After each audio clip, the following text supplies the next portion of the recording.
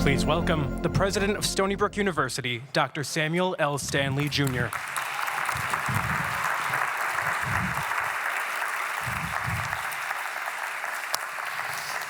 Thank you so much, everybody. I never get tired of that video. I have it on a loop at home, essentially. It's absolutely amazing. Thank you so much for coming today to the State of the University address, and thank you so much for coming in outside of a beautiful day outside. It would be nice to figure out a way to actually do this in an outdoor environment when we have a wonderful day like this, but I really appreciate everyone taking the time to come in. I want to begin by welcoming some distinguished guests. I see in front of me New York State Assemblyman and Stony Brook alum, Steve Engelbright. Steve, welcome. New York State Assemblyman Michael Fitzpatrick. Michael, welcome. The Majority Leader of the Suffolk County Legislature and a Stony Brook alum, Robert Calarco. Robert. Suffolk County Legislator and Stony Brook alum, Robert Trotta. I don't think it's a prerequisite to get elected, but it sounds like a really good thing, actually. Brookhaven Town Councilwoman, Valerie Cartwright. Valerie. Representing Governor Andrew Cuomo, Brian Sapp. Brian. And representing United States Senator Chuck Schumer, Garrett Armwood. Garrett.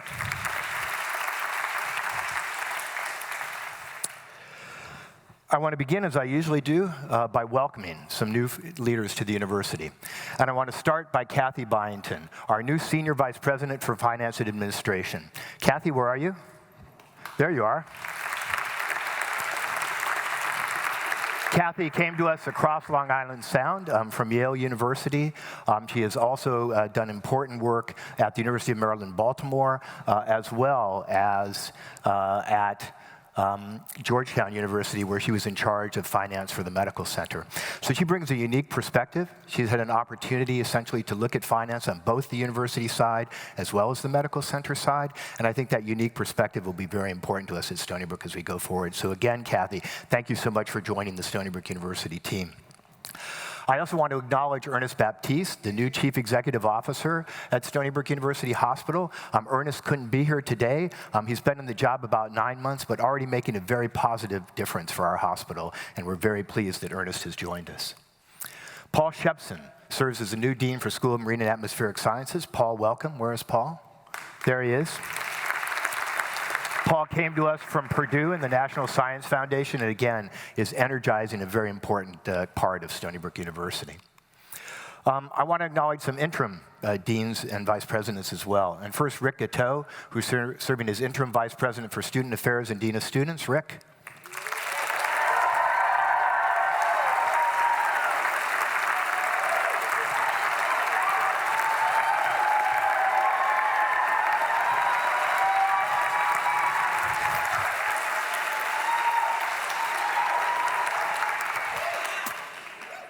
I was going to say, I think Rick has been doing an outstanding job.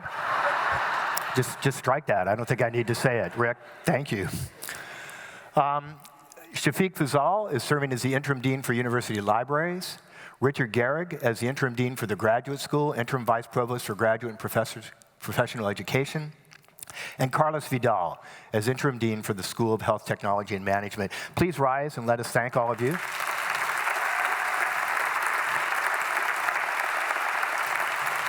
Thank you all so much. Very, very much appreciated. And last but certainly not least, Nicole Sampson, serving as interim dean of our largest college, the College of Arts and Sciences. Nicole.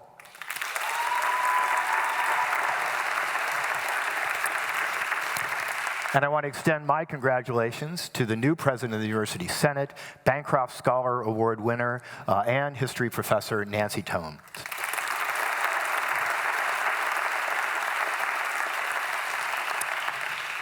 So I want to begin our discussion today around diversity. This is a core value for Stony Brook University. It's a core part of our mission. It's important for students, faculty, and staff, and crosses so many endeavors at the university. We're going to have a special day next Tuesday, October 9th. This will be a seminar on cultural competency, implicit bias, and sexual misconduct. This seminar is going to provide practical tools to manage issues on hidden biases and expectations in the classroom and workplace, diversity awareness, and how to report concerns. And it's extraordinarily important that we do this. And I think one thing I want to really emphasize, and I've heard a little grumbling because this is a required meeting, a required seminar essentially for all faculty and staff. And I've heard some concerns from people saying, you know, why do we have to attend this? But I want to emphasize, this wasn't a top-down administrative decision, although obviously we're very much in favor of it. This actually came to us from requests from faculty, from requests from staff, and most importantly, I think from requests from students who had concerns about these issues and how the university deals with them. So I'm looking forward to everybody being there. I'll be there to introduce the first session and to participate in the first session. I'll also be there to introduce the second session. And again, I hope we see all faculty and staff at this meeting because I think it's extraordinarily important. And I look forward, as I said, to seeing each of you there.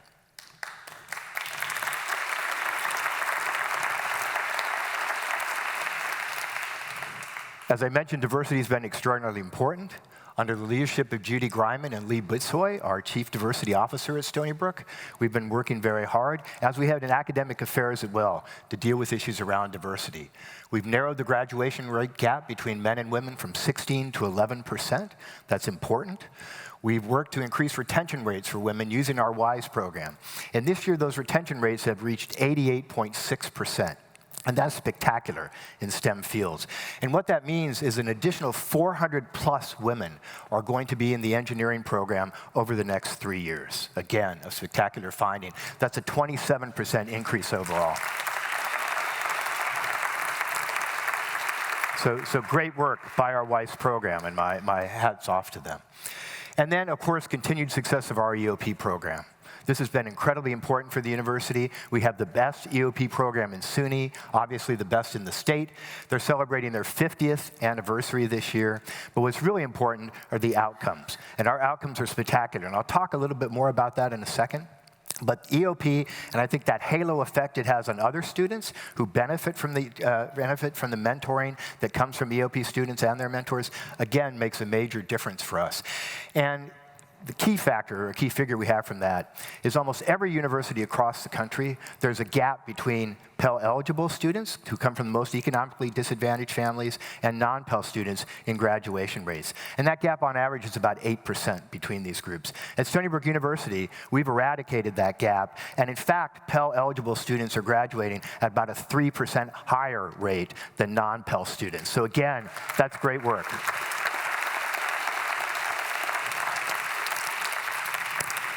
I also want to say a thanks to the work that's been going from student affairs and students in developing a number of programs to help prevent sexual violence on our campus. One of the newest programs they've developed is called Know Before You Go, and I talked about this at a UN Women's He for She event. What Know Before You Go does is essentially addresses a problem we had at Stony Brook University, where particularly early on in the year, parties were being held off campus that involved serving liquor, and cars would come to the circle around SAC and pick up groups of students and take them to these outside parties. And this we felt was high risk for, again, gender-related violence and other issues related to alcohol as well. So what the students came up with and the student affairs came up with is Know Before You Go, where students, peer-to-peer, go and meet these students who are standing and waiting for cars to pick them up. And they hand them essentially a business card. But on that business card are written a series of questions. Do you know what the address is of the place you're going? Do you know who's having the party? Do you know who's in the car with you when you travel? Do you know who's driving the car? Do you know what's going to happen at this party? And do you know how you're going to get home from this party? 6 questions that make sense, but people may not have thought about. So we need to do this kind of intervention. What's on the other side of the card? On the other side of the card is phone numbers for reporting gender or sexual-based violence, university police number, and number for a ride share as well if you need help getting home.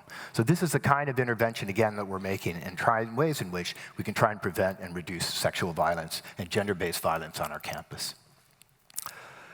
Over the years, the next year, we'll be doing other things. We'll be expanding the WISE and STEM Leadership Mentoring Program, again, based on the success we've had with the WISE program, to allow us to expand it and add it to more students. We'll be establishing a pipeline program at the School of Dental Medicine to help us get more economically disadvantaged students in and underrepresented minorities. We'll be providing gender signage for restrooms across campus. We're creating a leadership fund to encourage faculty and staff to attend professional development activities, particularly those, again, related to diversity and inclusion. And we'll be holding a diversity celebration in November. Time to get together and assess where we are and the work we're trying to do to achieve diversity and inclusion at Stony Brook University. We'll celebrate something, our 2018 Higher Education Excellence in Diversity, or HEAT Award, from Insight into Diversity magazine. But at the same time, it's an opportunity to assess where we still need to go and what are the efforts we still need to take. So again, my thanks to everybody who's participating in this, and I look forward as we continue to make progress in this area. I want to talk about students now. Of course, the heart and soul of what we do at the university.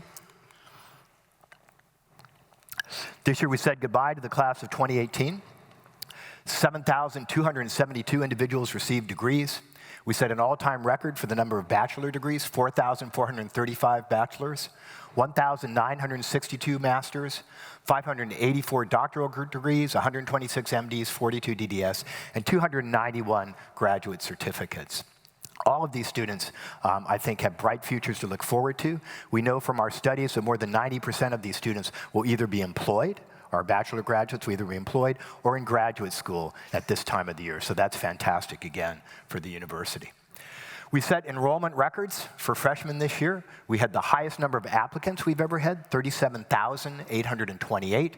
We had the biggest class in 3,383. We also had more than 1,500 transfer students.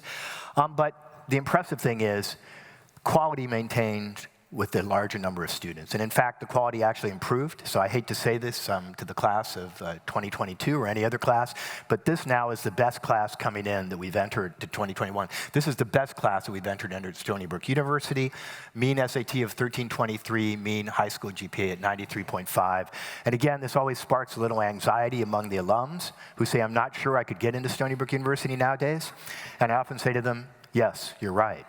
But again, fantastic performance and fantastic numbers, and my congratulations to our enrollment team. It brings enrollment at Stony Brook University up to about 26,254. We saw modest growth in undergraduates, about 265. That was divided between increase in New York State residents, but also some significant increases in domestic out-of-state as well as international students. And that took place in a very difficult recruiting environment for these students. So again, I thank the admissions group for the work they did. I want to talk about some of the accomplishments of our students, and I just picked 3, and there's so many I could talk about. But Lydia Sonatas, we talked about her last year at commencement, was our first Wrangell Fellow. So she has earned automatic entrance into the U.S. Foreign Service, which is spectacular. And she also earned support for further studies. And so she will be studying at the Johns Hopkins University School of Advanced International Studies, one of the premier schools in the nation. And she will also have the chance to intern at a U.S. embassy around the world. So Lydia was our first Wrangell Fellow, hopefully not our last, but a great accomplishment. Michelle Olagenko was our first Payne Fellow. She was one of 12 Payne Fellows selected across the country. Again, the Payne Fellowship actually involves entrance into the U.S. Foreign Service, which is wonderful. She also receives money to support her education, and she'll be getting a Master's of Science at the Harvard Chan School of Public Health. So it's a little reassuring to me to think about, as we think about our relationships with other countries, that we have 2 absolutely talented Stony Brook University students who will be out there in the Foreign Service, in the diplomatic corps, hopefully making a good impression to the world on the U.S. And then I wanted to point out Rachel Corbin.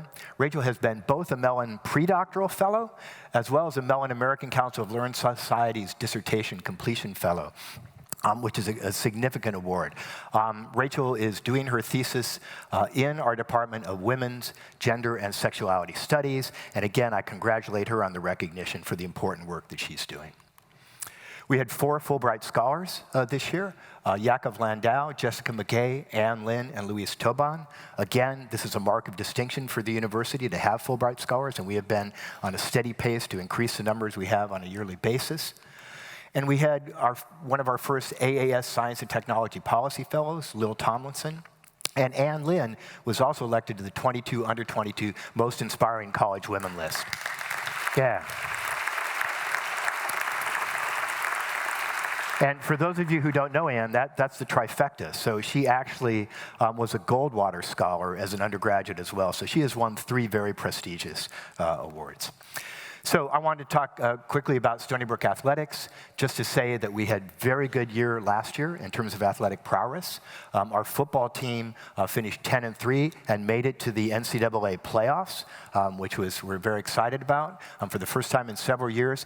And we had America East Conference Championships, an opportunity to go to the NCAA playoffs for our women's lacrosse program, our women's soccer program, our women's volleyball program, and our men's cross-country program. So again, all of this done with an overall GPA for our student athletes of 3.0. So please join me in congratulating our student athletes on their accomplishments.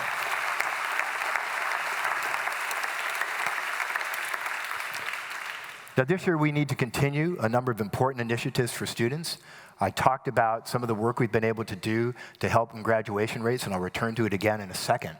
But a lot of this has been based on the Finish in 4 initiative. And this has been a broad-based collaboration across the university, led by a number of members of the university, and I thank them for all of their efforts. It began as a pilot in the summer of 2015 for the 2,852 students in the class of 18.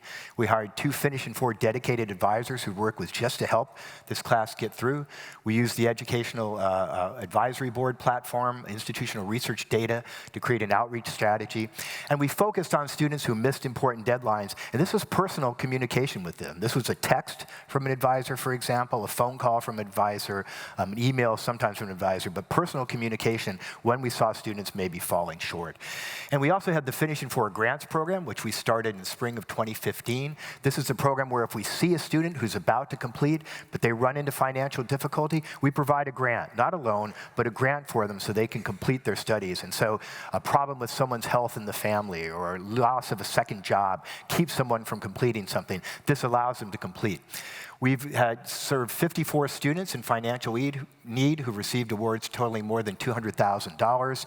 And through spring of 2018, nearly 100% graduated within 4 years after this help. So this program has worked extraordinarily well.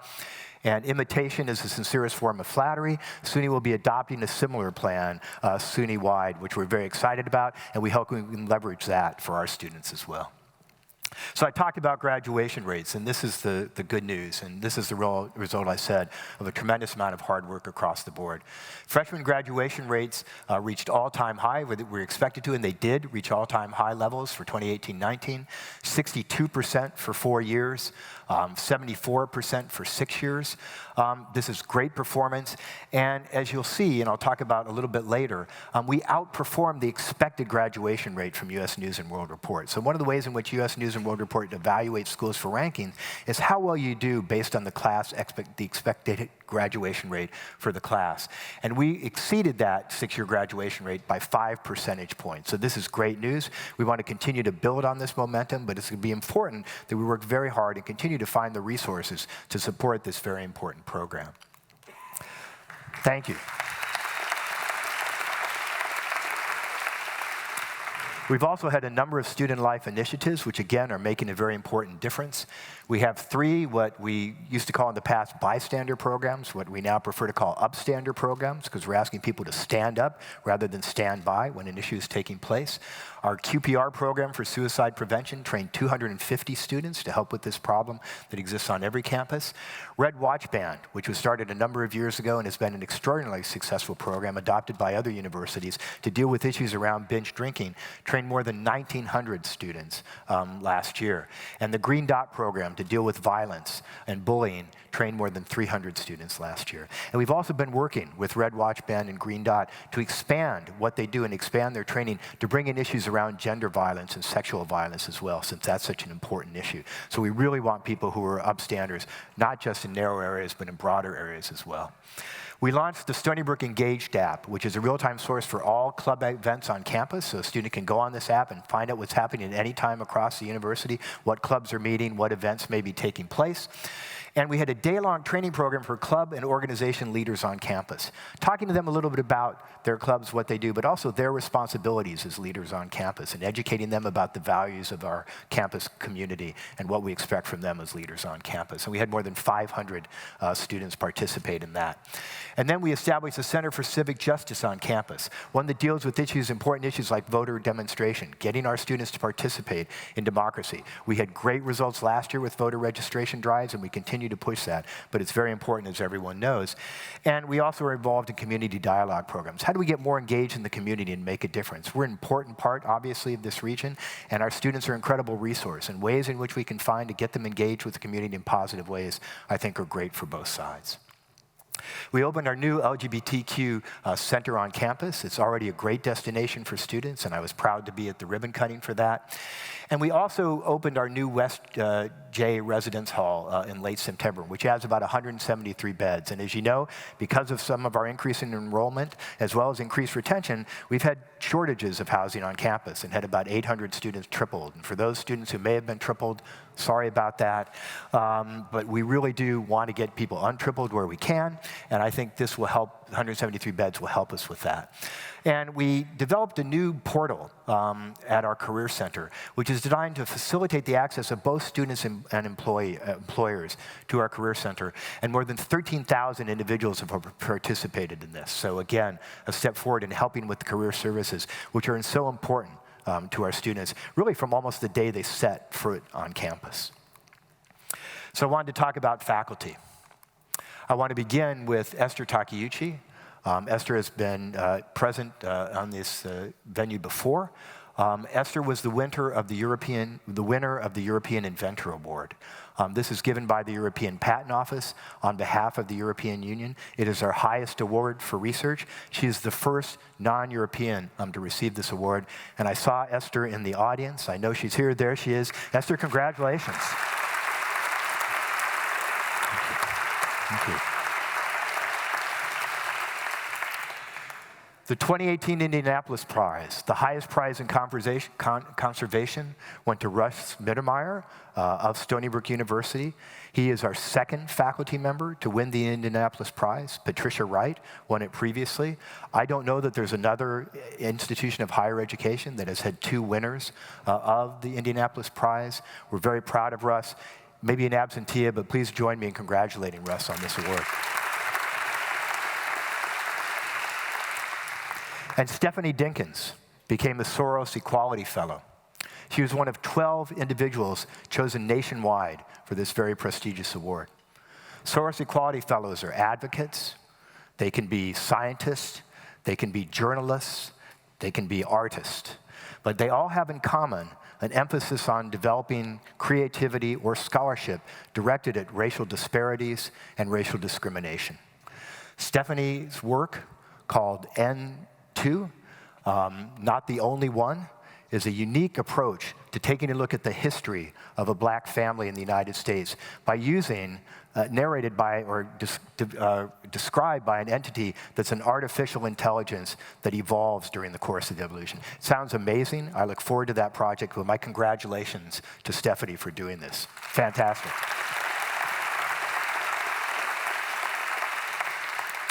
I also wanted to congratulate Susan Brennan, Chanki Jung, Nancy C. Reich Marshall, all for their election to the very prestigious American Association for the Advancement of Science Fellows, AAAS. Congratulations. And 3 SUNY Distinguished Professors, Ira Cohen, Lena Obeid, and Arthur Samuel. Again, please join me in congratulating them. And we had a banner year last year for some of our early career faculty. We received 9 career awards from National Science Foundation, from the Department of Energy, and from the Department of Defense. That's a spectacular number for any university to receive. There were 6 in the College of Engineering and Applied Sciences, 2 in the School of Marine and Atmospheric Science, 1 in the College of Arts and Sciences. They're listed up here. I congratulate each and every one of them.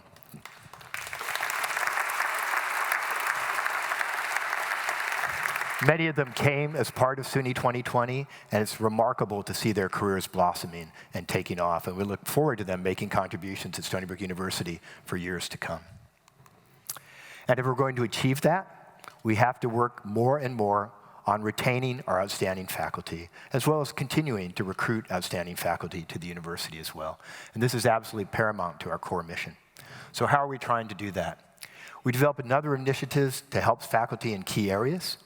The Excellent Faculty, Excellent Teaching initiative that comes from the Provost's office is designed to focus on mentoring junior faculty in teaching effectiveness. New colleagues can arrange for peer observation from the Center for Excellence in Learning and Teaching senior faculty and staff. And mentees receive ongoing guidance. So this is really important. I think one of the things we forget sometimes is some of us may land on campus without having had extensive teaching experience. And there is much to learn about teaching and effective pedagogy. So therefore, we find this is a very important program, and we want to continue these kind of programs in support of faculty. The Faculty Commons. I had the pleasure of being at the ribbon cutting for the Faculty Commons. It's located in Melville Library. It's created to support faculty in teaching, technology, library research, and scholarship. It has some state-of-the-art technology to help teachers get involved in technology that may be helpful for developing online classes, for example. Technology in virtual reality, if that can be incorporated into elements of the curriculum. And it also represents a collaborative space for colleagues to engage in formal and informal interactions about teaching and about how to do it better. So again, a space we hope that our faculty will utilize, our postdocs will utilize as they work to improve their teaching and learning at Stony Brook. And the Stony Brook Foundation was generous enough to create the Trustees Faculty Fellowship. This is created for early stage faculty. It'll provide 5 faculty to receive grants of $20,000. This money is available to do what they want with it. It could support travel to conferences. It could support additional support for a postdoc or graduate student. All of this is available through these funds. They're unrestricted. But they're really designed to support research, scholarship, and creative arts. And we look forward to the first 5 awardees and look forward to continuing this program as the years go forward. The research, scholarship, and economic development that Stony Brook does continues to have an impact across the globe. I want to talk, one thing that I think is important is how we interact with the public and become part of the public discourse. Neil deGrasse Tyson wrote an op-ed that you may have seen recently where he criticized universities and scientists for not going forward enough and engaging the public in their work, not talking about why science is important, why the scholarship we do is important, and why it matters to individuals. I've just cited 2 examples of people at Stony Brook doing this, but I think we have others. Of course, the epitome of this is the Alda Center for Communicating Science, which is obviously a very important mechanism by which Stony Brook trains people to do this and do it better. But I wanted to focus on these 2 faculty members, Jared Farmer, a professor in the Department of History. He's really an expert on the overlapping historical dimensions, as it says here, of landscape, environment, technology, science, religion, and culture, really as he looks at trees and forests and how they've survived within our civilization and how they alter our civilization. He's been called the tree whisperer for how he brings to life the issues around trees and how they affect all of us. And then Stephanie Kelton, who's a professor whose main base is our Center for the Study of Inequality, Social Justice, and Policy, a world-recognized economist. Professor Kelton is doing very thought-provoking work on the federal budget, on deficit, how government spends money, what's involved in infrastructure. She was featured in a Huffington Post article called "Stephanie Kelton Has the Biggest Idea in Washington, and You Need to Hear It." And you will have a chance to hear it. So on October 15th, I'll be having a discussion with Stephanie Kelton. She'll have a chance to talk a little bit about her ideas, and you'll have a chance to ask questions to her about her very interesting, as I said, scholarship related to government spending, the federal budget, and economic inequality. We continue to unearth incredible discoveries from the very scientifically fertile ground around Lake Turkana and the Turkana Basin Institute in Kenya. Again, a great affiliation and collaboration for Stony Brook University. This time, a team led by Stony Brook University's Elizabeth Hildebrand, as well as other faculty members from Stony Brook Universities and members from the Max Planck Institute, uncovered a massive monumental cemetery in East Africa and at Lake Turkana. What makes this interesting is it wasn't built by people who had a village in that area. This predates villages or agriculture in that area. Instead, these were nomadic herders, but they built this monumental cemetery. They built monuments to the dead, and they came back They came back to bury their dead there, telling us that there was an organization to this civilization that goes beyond what we might have expected from nomadic herders at this stage in human history. We had wonderful news from the Department of Energy this year. The Department of Energy Frontier Research Center Awards are one of the most prestigious and valuable awards that the Department of Energy provides. Previously, Stony Brook University's Esther Takeuchi had received a grant for her Center for Mesoscale Transport Properties. It came time to compete all grants again for this competition. And Esther Takeuchi had her grant renewed for an increased amount, $12 million this time, coming for her for this important work. And John Parisi received an award for his center, the Creation of Next Generation Synthesis Center, or Genesis, for $9.75 million. Please join me in congratulating each of them. Thank you. Around the country, there were only 2 other universities that received 2 Frontier Energy Research Center awards. That was Northwestern and Stanford were the other 2. So we're in very good company, but I would say we could go them one better because Brookhaven National Laboratory, which of course Stony Brook manages, also received a Frontier Energy Research Award. So for today, let's claim Brookhaven and say that we got 3 of these awards compared to anybody else. So all of the hard work by many of the people in this room has led to a growth in research again this year. So we had a 6.7% increase in sponsored research expenditures from 17-18. That's fantastic.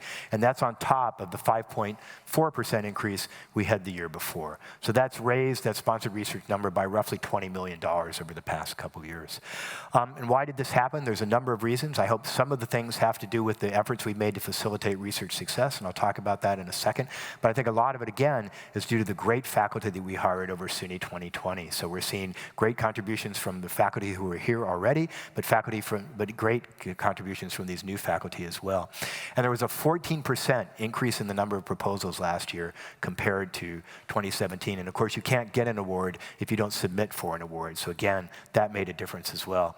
And finally, that contributed about a $1.5 million increase in facilities and administration costs for the university. Again, a very welcome contribution to help us support research on the campus. So the facilitating research success continues, and I thank Rich Reeder and his team for really implementing this. Please join me in thanking Rich for leading this. But I know many of you have been very involved in it. The new proposal submission platform, which we've called My Research, streamline workflows and hopefully eliminates unnecessary approvals. And I said, anything you can do to make it easier to submit a grant helps people get more grants. We created a more efficient hiring postdoc procedure for postdocs, eliminating some of the red tape there. And we're also working to create faculty research incentive programs for those faculty who obtain over and above what might be expected in their research submissions to provide ways to get money back to them to support them in their work. We have a funding opportunities notification service for faculty called Pivot that can make you aware of opportunities in your area that may be coming. It can be very difficult to keep track of all the requests for proposals and opportunities that the many funding agencies have. This can help. And a new seed grant program, again, available to our faculty. Again, to help you provide, if you're interested in putting in a grant, but you may not have enough preliminary data, you may need more things, you want to collaborate across disciplines in a more risky way. These are the kind of things we want to support in this seed grant program. And they join seed grant programs we already have in effect, one from Brookhaven National Laboratory, for example, that we have. But these add and supplement them, and we look forward, again, to making a difference. We've had training workshops for early career and mid-career faculty, the National Science Foundation, NIH, and NIHK, how to write award proposals. Again, this is important. Knowing how to write grants is very important. And we've been working very hard to organize meetings with government relations for investigators to meet with program officers for federal funding agencies. There are people, particularly in the DoD, who solely make decisions about funding for projects. Some things are not peer-reviewed, but a single individual can make decisions. So getting to know those people and work with them is very important in helping us obtain research support. Coming up will be a task force on research computing. I can't tell you how important research computing, I believe, is for the university. It's an infrastructure we need if we're going to continue to grow our research. If we're going to participate in all the exciting things that are happening with big data, we need to perform in this area. We'll be streamlining processes to facilitate research involving human subjects, not to cut corners, but to make sure there's not unnecessary duplication or red tape that is interfering again with people's ability to do important research. Staff training on the side of the research office to improve its communications with the key people it works with, the faculty, postdocs, students who are trying to do research. Those are the clients, essentially, for the research office, and improving our communication and our service is important. And finally, more advocacy, again, on using faculty and other VP areas to deal with the government around issues around funding, or even the state issues around funding that may be important for research. So this year, we took a look at Long Island, at our economic impact on Long Island. We haven't done that for a number of years. John Rizzo, who's in our economics department, performed this work for us using some very established parameters to calculate the impact of a university on a region. We ended up with a remarkable figure of $7.2 billion coming to Long Island and New York State from all of the economic impact of Stony Brook University. That's all of the work we do in Stony Brook Medicine, all of the research we do, the people we hire, the people we contract with to provide goods and services to the university, the impact of our startup companies. All of these things come together. The purchases of our students, the purchases of our employees, all these things get calculated in. It's an impressive number. It turns out to be exactly the same number, $7.2 billion, as University of California, San Diego. See Mark Talamini in the audience, came from there. University of California, San Diego came in their calculation about 2 years ago. So it seems a number that might be reasonable for the kind of impact we have. But we always take these things with a little grain of salt, but I think it's an important thing that we need to talk about. Because again, the state puts a significant investment in Stony Brook University. We appreciate the investment we get from the state, but it's really nice to talk about the return on that investment from the state. And this is one of those markers of the return on investment for the investment that the state makes. One of the tangible things we're doing to help economic development will be the Innovation and Discovery Center. This is going to open in October 2019. So this is what it looks like today. This is going to be what we call in the trade a mezzanine building, a building designed to take companies that have outgrown our incubator or companies that might want to come to Stony Brook University and come to Long Island but can't fit in our current incubator, and give them a space where they can thrive and grow and develop. We already have a number of tenants from this. We'll also have some faculty research space in here as well. We think that benefits the companies, and it may benefit the faculty researchers as well for the chance to interface with them. But again, look for this in October 2019. And we did receive $75 million. We now have that in the bank, if you will, to begin work on the design of what we call the iDimes building, a building devoted to discovery at the interface between medicine and engineering, which will be the fourth building to have on our R&D park. And we look forward to programming that and getting it going. So I wanted to talk about healthcare. This is the largest part of Stony Brook University's budget. It now represents about $2.28 billion of Stony Brook's budget. We're a little over $3 billion now in our annual budget. It's more than a little over $3 billion in our annual budget. Stony Brook Medicine has an extraordinary impact on the region. With the assimilation of Southampton Hospital, so we now have Stony Brook Southampton Hospital. We now have 728 beds for the university, 38,027 inpatient visits, more than 1 million outpatient visits every year, and 120 plus now outpatient care sites. We are the destination, I believe, for quality care on Long Island. We are the only provider of a level 1 trauma center for Long Island. We have the only children's hospital in Suffolk County to serve the 1.5 million individuals of Suffolk County. And we offer so many services that differentiate us from others. And so we're very proud of where Stony Brook Medicine has gotten to and where it's going forward. In terms of our educational component, just focusing on the School of Medicine for this slide, we have 500 plus medical students. It's one of the most competitive schools in the country to get into. And the annual budget in research is about $86 million. So this is a very important component of our overall research budget, is now receiving $86 million for Stony Brook University, for Stony Brook School of Medicine. And that has moved up significantly over the past few years. So there's been a very good progression in that. One of the things that an academic medical center does, and one of the things that makes it special, is the ability to introduce new technology to help people's lives. And so at Stony Brook Medicine, we were among the first to implant the world's smallest pacemaker. This is the pacemaker right here. For those of you who know what a pacemaker normally looks like, it's a box. It's like a battery box that kind of fits to the outside of someone's chest, and then it has electrodes that goes into their heart and then fires to allow it to depolarize. This is a very small capsule that's inserted by a catheter into the heart. It adheres to the side of the heart with prongs. I'm not sure how it does that. I'll have to look at that sometimes, but it does. And from there, it depolarizes the heart. Another miracle of battery technology, probably, to develop a battery that small that continues to fire reproducibly. But again, it's wonderful to be able to offer this to the patients where it may make a difference to them. And we do this kind of thing at Stony Brook University. We're so excited. Coming this winter will be the openings of the Medical and Research Translation, or MART building. Stony Brook Children's Hospital and our hospital bed tower will open. These are going to transform care on Long Island. Within the MART building will be the Stony Brook University Cancer Center. This is going to be a spectacular facility to provide cancer care. There will be a cyclotron there for critical imaging studies in cancer, as well as potentially therapeutics.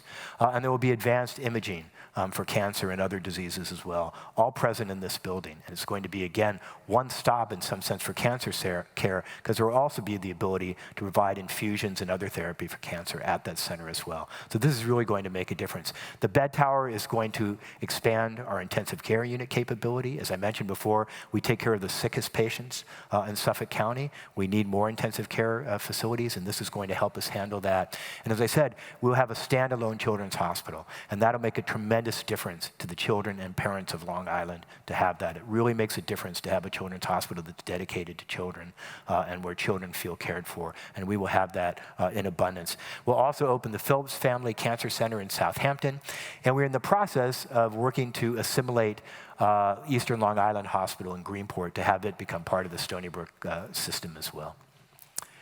So I want to talk about the capital campaign, the campaign for Stony Brook. This was the most successful fundraising campaign in SUNY history. Our goal was $600 million. We raised $630.7 million, so we surpassed that. Please join me in congratulating. Yeah, thank you.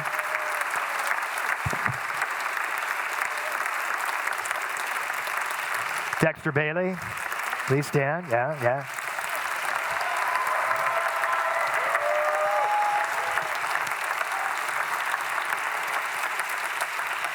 I appreciate his work too. Rick Gatteau and Dexter Bailey for public office, I think. It's really fantastic. But raised $630.7, so we really exceeded our goal, which is spectacular. What does that mean? Well, first of all, my thanks to all faculty and staff and students in the audience who may have contributed to this. We had more than 5,000 faculty and staff contributed to this. Yeah, give yourself a hand. One of the biggest contributors, Francis Brisbane. Please join me in thanking Francis, right in the first row. Thank you. We had nearly 48,000 donors with a $100 median gift amount. Nearly 53 million raised directly for undergraduate or graduate student financial aid. 44 gifts for new endowed faculty positions. As we've talked about, this helps us attract and retain the best faculty to Stony Brook University. 87 gifts of $1 million and more. You know, it's not that common to get a gift of $1 million, and we had 87 of them during this campaign, and a 74% increase in dollars raised compared with funds raised in the last campaign. So that's spectacular.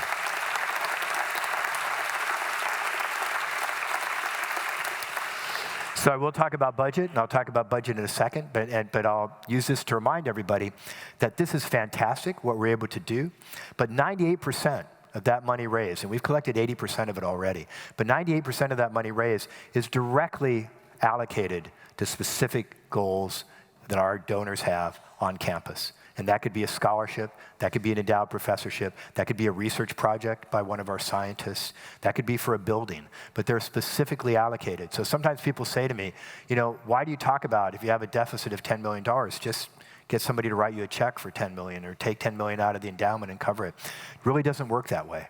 It's amazing people invest in Stony Brook. We appreciate so much their investment in Stony Brook, but they give for very special reasons to them. They donate and invest in Stony Brook for a very special reason. And they really expect us to take care of keeping the lights on and the other things that allow us to do the work we do.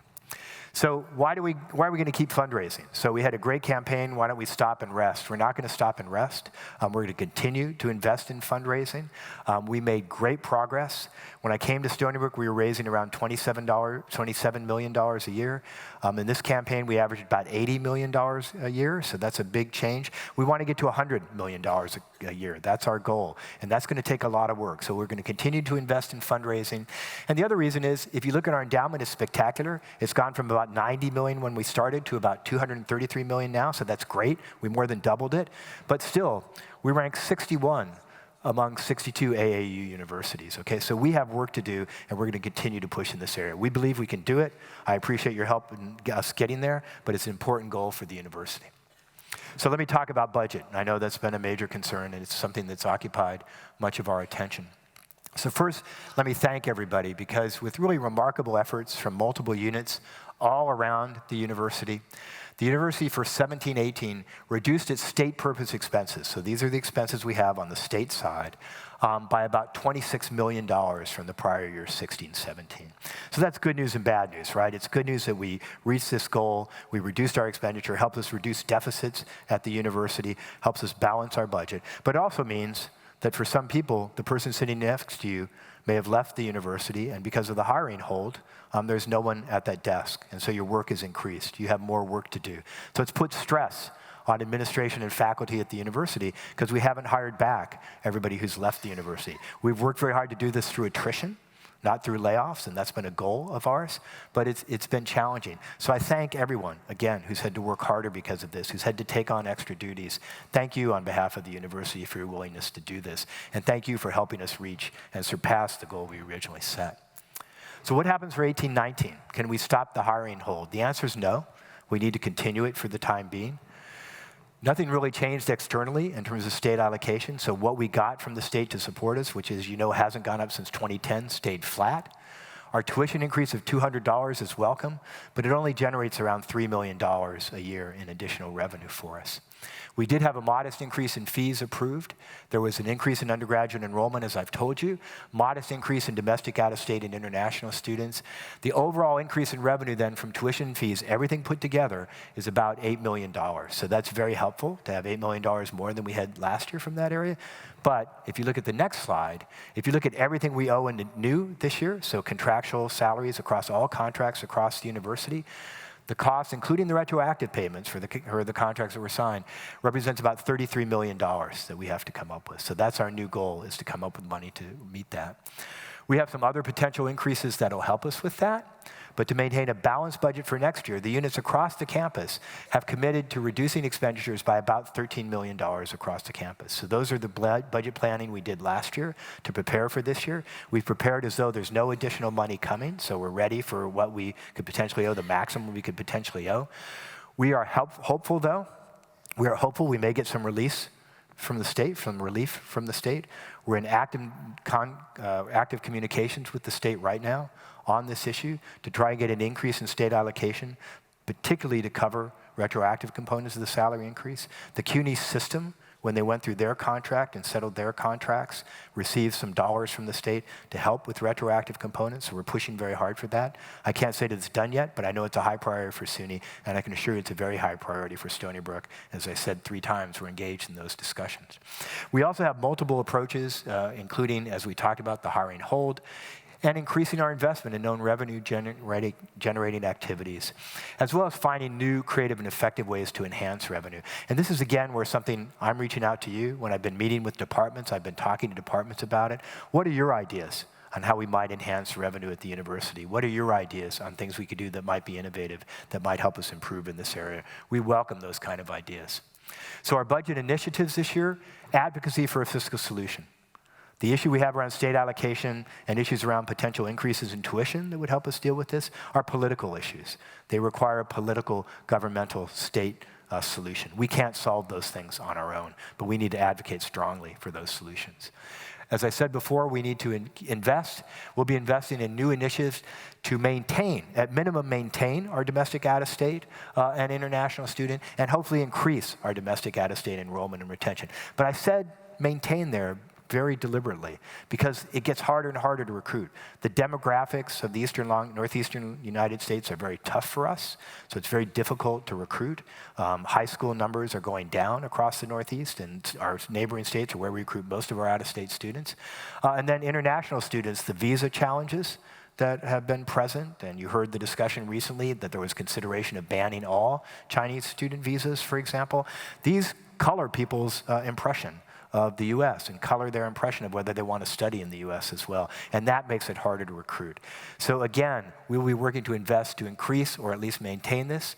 We want to do a complete review of online opportunities. We want to take a look at everything we can do, and we've brought in a consultant to take a look at online at the university, someone who's been expert in developing programs that can make a difference, and figuring out ways in which this can not only help enhance revenue, but also improve our teaching again, and also deal with the issues around large classes that we face. And this is one approach to reducing the number of large classes on campus. We have a SWAT team from multiple areas of the university to look at summer enrollment and maximize utilization of facilities year-round. And we have software we're working on to improve our alignment of hiring with budget. This will be an added gift we want to bring to Kathy as she comes to the university to help make her job easier. And as I mentioned earlier, we're going to continue to invest in fundraising and support research success among our things. I'm going to wrap up and finish up in the last 5 minutes with rankings and recognition. I don't normally talk about those so much, I think, in this event. I often mention them in passing. But I wanted to talk to them today for a couple reasons. First of all, as you know, we had our highest rankings ever in U.S. News and World Report this year. We went from 97 to 80 among national universities, a 17-spot increase. And we went to 32 among public universities in the country. So in the top 40 and top 80, but 32 among public universities. Both of those are the highest positions we've ever held. That's fantastic news because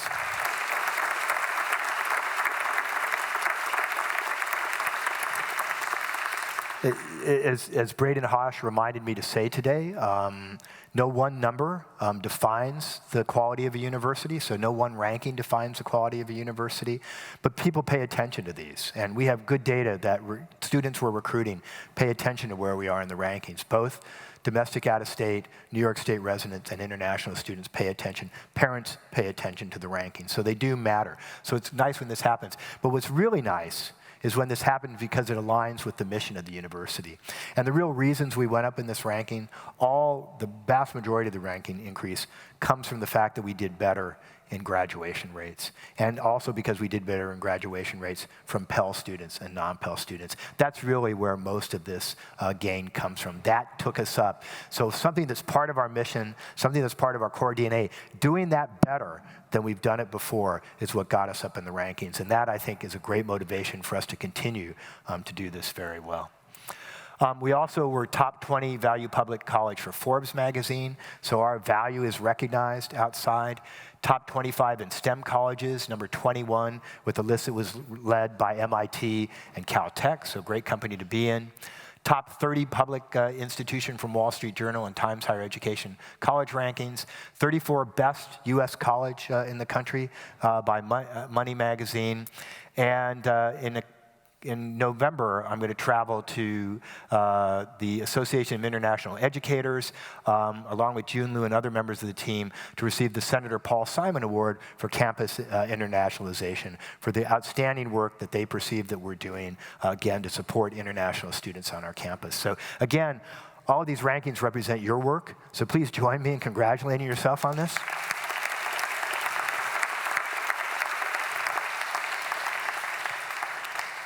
So the reason I wrapped up with the rankings, and I'll be very quick in wrapping up, is because I know we've had a number of challenges over the past year, and I know we continue to face challenges at the university, so things can sometimes seem difficult to get done. That's why sometimes it's nice to take a look at how people view you from outside. How are you viewed from the outside world? And I think these rankings, the recognition, the things I hear from people I run into the university at Stop and Shop and others, all have a very similar message. When they look at Stony Brook University, they see a vital institution. They see an impactful institution. They see an institution that's doing things that other universities in the country aren't doing, that's graduating Pell students at a higher rate than non-Pell students, that's graduating black and white students at the same identical rate, with both of them having gone up in the past few years. That's providing healthcare and advanced healthcare to this region and making a difference in people's lives on an everyday basis. That's generating scholarship and research that's transforming people's lives and changing their lives and changing how they think about their lives as well. Not just changing their lives, but our research scholarship changed how people view the world. So all of these things are happening at Stony Brook University, and all of them, again, represent the effort that you're putting in. So again, I thank you for everything you do for the university, and I look forward to working with you again in this coming year. Thank you so much.